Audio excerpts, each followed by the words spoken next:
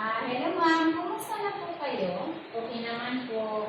Nabasa ko nga pala yung mga lab result nyo. Yung iba, normal lang, pero tumaas ata yung cholesterol nyo pati yung BP nyo. I think parang 140/100.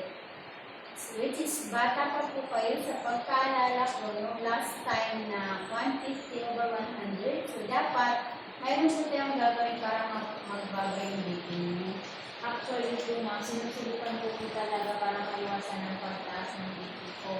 At regular annual check-up po pa ngayon. At talagang may mga kakaiba po ako nararamdaman. Hindi po mga ilang linggo.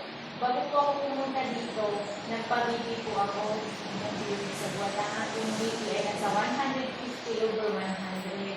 At na-alarm po ako at naisip ko na baka ito na po yung paninigarilyo ko. At naisip ko na rin po na dapat maiwasan ko na o huminto na po sa paninigarilyo. Kasi dati po nasa 2 pakete kong naubos kasi isang araw. Ngayon po, 10 sticks na lang po. Magandang sinyalis yan. Posible na makaya mo talaga ito. Dahil nakayanan mo magbawas sa paninigarilyo. May plano ka na ba o naisip mo na ba huminto sa sunod na 30 days? Yes po. Gusto ko talaga huminto sa paninigarilyo pero hindi ko talaga alam kung paano mag-isama. Normal lang na mahirap talaga huminto. Pero magandang sinyalis na desidido po kayo huminto. Dahil parang 2 pakete sa isang araw, naging 10 stick na lang po. Talagang kailangan nyo na pong huminto para sa kalusugan mo at para maging bawat huminto. Sa tingin ko, mag-umpisa na natin. Ano sa tingin mo o palagay mo? Kailan tayo mag-umpisa? Okay rin ba nasabi ng special video mo?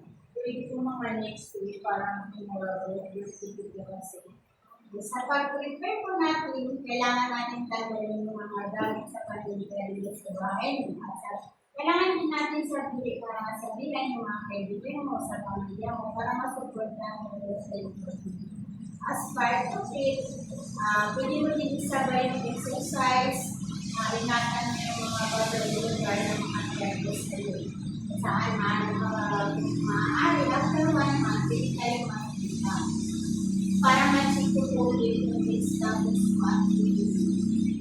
Just in case na hinahanap mo yung paninigarilyo, gusto mo pag-usapan ba o decision mo dito, open ang clinic mo namin para i-guide po kayo. At mabigyan po kayo ng kung ano mga katanungan mo about sa mga paninigarilyo. Salamat po talaga mga dahil gusto ko po talaga huminto pero hindi ko alam kung paano mag-isama. Dahil po sa mga payo niyo, mas naigaling po ako.